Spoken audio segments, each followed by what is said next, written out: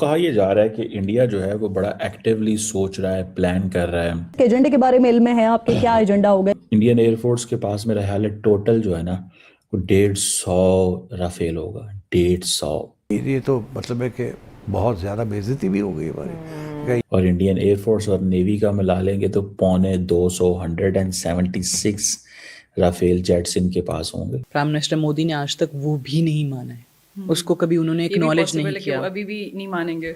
Exactly. Bahawalpur में India की जो पिछले साल मई में एयर स्ट्राइक्स थी, इसमें इन टेररिस्टों के खानदान भी मर गए थे। तो जिसकी वजह से आप ये डरते हैं कि कहा जाता है कि this is going to be the largest potential defence deal recently. ये जो सालों में कोई ये 41 अरब डॉलर की डील है। और डेवलपमेंट ये है कि फ्रेंच प्रेसिडेंट एमानुएल मैक्रोन जो हैं ही इज़ विजिटिंग इंडिया। और डिफरेंट डेट्स आ रही हैं कि he is visiting in the third week of February. जो मेन पर्पस है इसका वो है कि इंडिया एआई इम्पैक्ट समिट है जो कि इंडिया के अंदर हो रही है। और ये ग्लोबल साउथ, इंडिया कह रहा है जी कि एज ए ग्लोबल साउथ हम ये समिट करा रहे हैं। Basically, when India talks about the global south, basically India talks and gives a message that they are an alternate to China. They are the ones who will lead global south. They are the ones who have potential. And हम जो हैं वो मुस्तकबिल का तय करेंगे। सो Africa और बाकी इनको ये हमारे पास आना चाहिए। दैट्स द पर्पस बेसिकली ये है। और so it is about advancements, innovation and all that. अच्छा, अगर आप इसको देखें तो जो ब्रॉडर कॉन्टेक्स्ट है इंडिया फ्रांस, इसको 2026 को India and France they are calling year of innovation. इन्होंने डिक्लेयर किया हुआ कि वो 2047 तक एक रोड मैप डेवलप करना चाहते हैं फॉर स्ट्रेटेजिक पार्टनरशिप, और जिसमें एआई एंड इमर्जिंग टेक्नोलॉजीज के ऊपर काम होगा, डिफेंस कोऑपरेशन के ऊपर काम होगा, जिसमें 114 जेट्स जो हैं इंडिया की एयरफोर्स के लिए। देखें, ये है कि वो जिसे कहते हैं ना इंडियंस, पंजाबी के अंदर नीवे नीवे हो गए।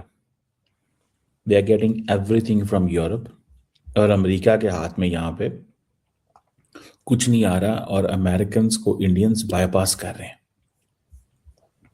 समझ रहे हैं बात का? हाँ, अब ये देखना है, ये 500 अरब डॉलर की जो डील हुई है कि जी 500 अरब डॉलर की चीज़ें खरीदेंगे, वो क्या खरीदेंगे, कैसे खरीदेंगे, क्या होगा, वो तो हमें पता चलेगा बाद में। लेकिन फॉर अ मोमेंट जो बात है ना वो यही है। अच्छा, एक तो ये बात हो गई। दूसरी तरफ अगर आप देखें कि ये इसकी ब्रॉडर एक कॉन्टेक्स्ट जो है वो समझने की ज़रूरत है। इंडिया अपना वो करना चाहता है।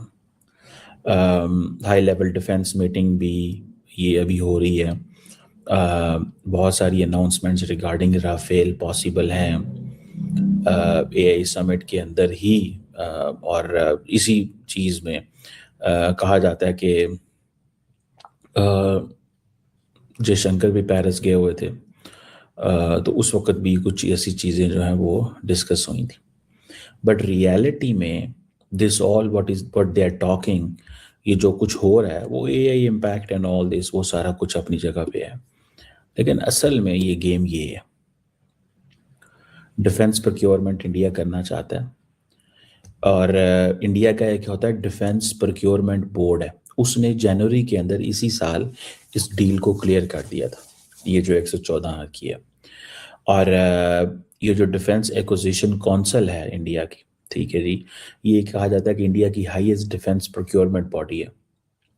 और अब मैक्रोन जो है, एमानुएल मैक्रोन जो है, वो ये समझता है कि हमें इंडिया को ये असला बेचना चाहिए। We should sell this military hardware to the Indians. और जारी बात है ये गवर्नमेंट टू गवर्नमेंट डील हो रही है, इस तरह की चीज़ें इसमें हो रही हैं, ठीक है। और सवाल ये पैदा होता है कि ये जो डील है इसमें कहा जाता है कि 88 single seat and 26 twin seat जो वेरिएंट हैं वो मिलेंगे, कुछ ट्रेनिंग होंगे और बाद में कन्वर्जन हो जाएगी उनकी। सो 80% जो है वो इंडिया में बिल्ड किया जाएगा through collaboration with the Dassault aviation. And India के जो पार्टनर्स हैं, प्राइवेट सेक्टर फर्म्स हो सकती हैं, वो कोई भी हो सकती है, टाटा हो सकती है, अडानी हो सकती है, and maybe others those who would like to participate, cooperate, और यहाँ पर जिनके ऊपर मोदी साहब का हाथ होगा। तो ये जो 80% जो अपनी वो मैन्युफैक्चरिंग, तो इंडिया का वो है ना एक concept, they call it as a make in India initiative, जिसे आत्मनिर्भर भारत वो बोलते हैं, कि जी अब यहाँ पे चीज़ें होंगी। रिसेंटली आई थिंक स्पेन के साथ इन्होंने कोई जो जेट्स बनाए थे वो यहाँ पे बने थे। सो अब जो इंडियन एयरफोर्स जो है वो कहते हैं कि अगर ये सारी मैन्युफैक्चरिंग यहाँ होगी तो उसका ये एक एडवांटेज ये है कि जो आईईएफ है, इंडियन एयरफोर्स जो है, it will have a control over technology.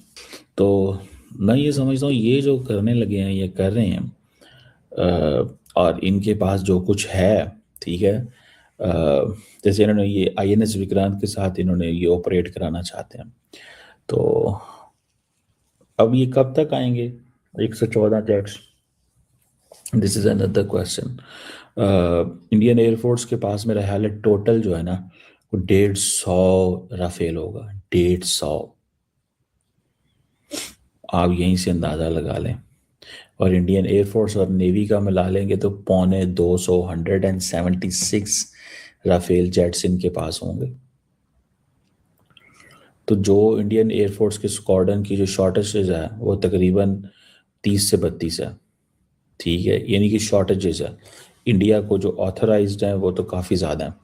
जनवरी के महीने में इंडिया की highest defence acquisition council body ने 100 से भी ज़्यादा राफेल एयरक्राफ्ट को एक्वायर करने के लिए गो अहेड दे दिया है। और इस न्यूज़ के आते ही दुनिया भर में खलबली मच गई, खासकर पाकिस्तान के अंदर। अब पाकिस्तान को ये डर सता रहा है कि जब भारत के 36 राफेल विमानों का वो मुकाबला नहीं कर पा रहे हैं तो भारत के पास 150 से भी ज़्यादा राफेल विमान हो जाएंगे। उस कंडीशन में उनका क्या हाल होगा। और साथ ही साथ अमेरिका को भी चिंता पड़ गई है, क्योंकि अमेरिका ये चाहता है कि भारत उनसे हर तरह का डिफेंस इक्विपमेंट ले। और भारत को उन्होंने F-35 ऑफ़र भी किया था, लेकिन भारत को फ्रांस के साथ इतनी बड़ी डील करते देख अमेरिका भी कहीं ना कहीं परेशान होगा। और साथ ही आने वाले समय में भारत के ऊपर प्रेशर बनाया जाएगा कि वो अमेरिका के साथ कोई बड़ी डिफेंस डील करे, ताकि अमेरिका इस पूरे मामले में पिछड़ता हुआ नज़र ना आए। लेकिन बात करें अगर पाकिस्तान की, तो पाकिस्तान इस वक्त बहुत ही ज़्यादा बैकफुट पर नज़र आ रहा है। और आने वाले समय में पाकिस्तान इंडिया के इस मूव को कैसे काउंटर करेगा, ये देखना बहुत ही इंटरेस्टिंग होगा।